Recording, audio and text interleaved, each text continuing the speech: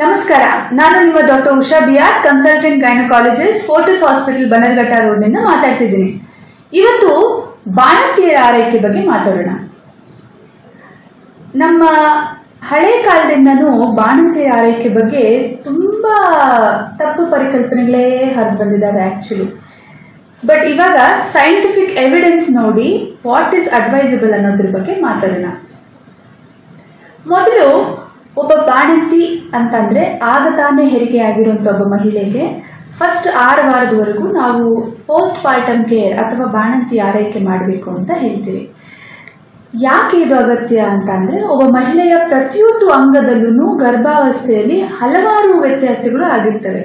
ಆ ಎಲ್ಲ ವ್ಯತ್ಯಾಸಗಳು ರಿವರ್ಸ್ ಆಗಿ ನಾನ್ ಪ್ರೆಗ್ನೆಂಟ್ ಸ್ಟೇಟಸ್ಗೆ ಬರಬೇಕು ಅನ್ನೋದಾದ್ರೆ ಈ 6 ವಾರ ಅವಶ್ಯಕವಾಗಿ ಬೇಕಾಗುತ್ತೆ. ಈ 6 ವಾರಗಳಲ್ಲಿ ಆಕೆಗೆ ನೀಡುವಂತಹ ಆರೈಕೆ ಮೇಲೆ ಆಕೆಯ ಲಾಂಗ್ ಟರ್ಮ್ ಹೆಲ್ತ್ ಕೂಡ ಡಿಪೆಂಡ್ ಆಗುತ್ತೆ. ಏನ್ ಮಾಡಬೇಕು? ಮೊದಲು ಆಹಾರ ಪದ್ಧತಿ ಬಗ್ಗೆ ಮಾತಾಡೋಣ. ನಮ್ಮಲ್ಲಿ ಸುಮಾರು ಜನ ಬಾಣಂತಿಯರಿಗೆ ಅಂತಾನೆ ಬೇರೆ ಆಹಾರನ ತಯಾರು ಮಾಡ್ತಾರೆ, ಉಪ್ಪು ಖಾರ ಕಡಿಮೆ ಇಟ್ಟು ಮಾಡ್ತಾರೆ. ಅದೆಲ್ಲ ತಪ್ಪು. ನಾವು ಬಾಣಂತಿನ ಒಂದು ಪೇಷಂಟ್ ಅಂತಾನೆ ನೋಡೋದಿಲ್ಲ. ಆಕೆಗೆ ಆರೈಕೆ ಅಗತ್ಯ, ಬಟ್ ಆಹಾರ ಪದ್ಧತಿಯಲ್ಲಿ ಆಕೆ ಆದಷ್ಟು ನಾರ್ಮಲ್ ಡಯಟ್ನೇ ತಗೋಬೇಕಾಗತ್ತೆ.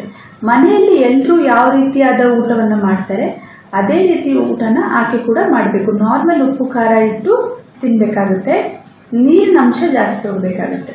ಕೆಲವರಿಗೆ ಪ್ರೆಗ್ನೆನ್ಸಿಯಲ್ಲಿ ಡಯಾಬಿಟೀಸ್ ಇರುತ್ತೆ ಅಥವಾ ತದನಂತರ ಕೂಡ ಡಯಾಬಿಟೀಸ್ ಇರುತ್ತೆ. ಅಂಥವ್ರಿಗೆ ನಾವು ಡಯಾಬಿಟಿಕ್ ಡಯಟ್ ಸಜೆಸ್ಟ್ ಮಾಡ್ತೀವಿ. ಇಲ್ಲ ಅಂದ್ರೆ ನಾರ್ಮಲ್ ಇದ್ದ ಮಹಿಳೆಯರಲ್ಲಿ ನಾರ್ಮಲ್ ಡಯಟ್ನ ತಗೋಬೇಕಾಗುತ್ತೆ.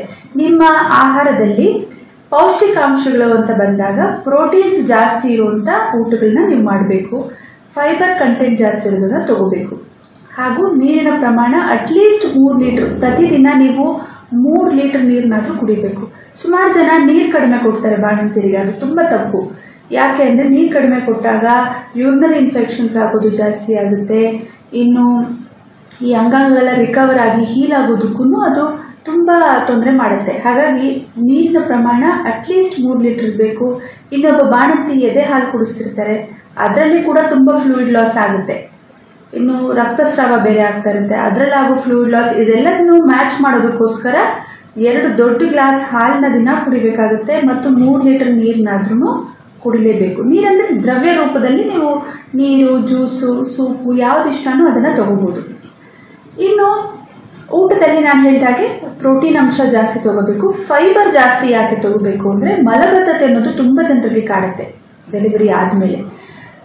ಒಬ್ಬ ಮಹಿಳೆ ತುಂಬಾ ರೆಸ್ಟ್ ನಲ್ಲೇ ಇರ್ತಾರೆ.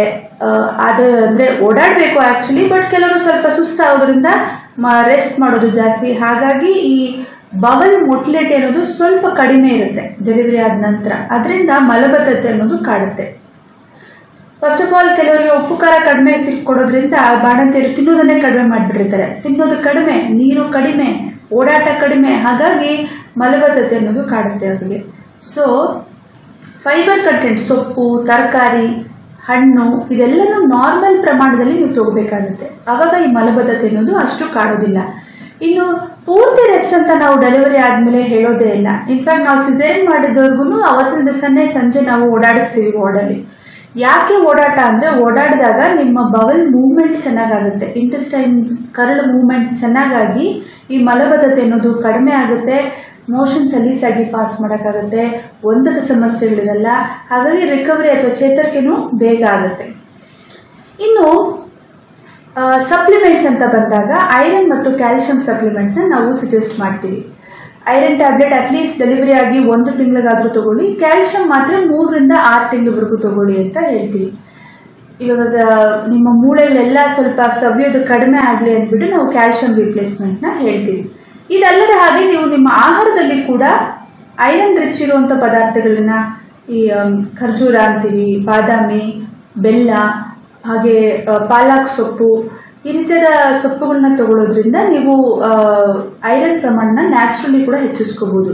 ಕ್ಯಾಲ್ಸಿಯಂ ರಿಚ್ ಫುಡ್ಸ್ ಅಂತ ಬಂದಾಗ ಹಾಲು ಮತ್ತು ಹಾಲಿನ ಉತ್ಪನ್ನಗಳು, ಮತ್ತೆ ರಾಗಿ, ಈ ರೀತಿಯಾದ ಪದಾರ್ಥಗಳನ್ನ ತಗೊಳ್ಳೋದ್ರಿಂದ ಕ್ಯಾಲ್ಸಿಯಂ ಕೂಡ ನಿಮಗೆ ಚೆನ್ನಾಗಿ ಸಿಗುತ್ತೆ.